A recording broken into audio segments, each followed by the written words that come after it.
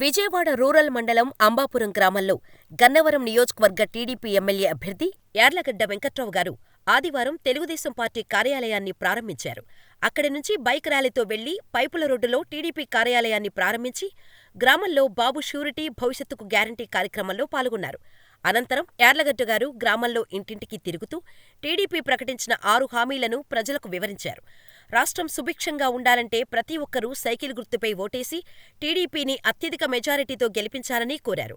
తదనంతరం స్థానిక కళ్యాణ మండపంలో ఏర్పాటు చేసిన సమావేశంలో గ్రామ సర్పంచి గంటికోట సీతయ్య గారి ఆధ్వర్యంలో 100 మంది వైసీపీ నాయకులు టీడీపీలో చేరగా యార్లగడ్డ గారు వారికి కండువా వేసి పార్టీలోకి ఆహ్వానించారు. ఈ కార్యక్రమంలో పార్టీ మండల అధ్యక్షుడు గొడ్డల చిన్నరామారావు, కృష్ణా జిల్లా టీడీపీ అధ్యక్షుడు గుజ్జర్లపూడి బాబూరావు, గ్రామ పార్టీ అధ్యక్షుడు గొడ్డల సత్యనారాయణ, కార్యదర్శి రాజు, ఎస్టీ సెల్ కార్యదర్శి పెండ్రాల పుల్లయ్య, టీడీపీ జనసేన నాయకులు, కార్యకర్తలు భారీ సంఖ్యలో పాల్గొన్నారు.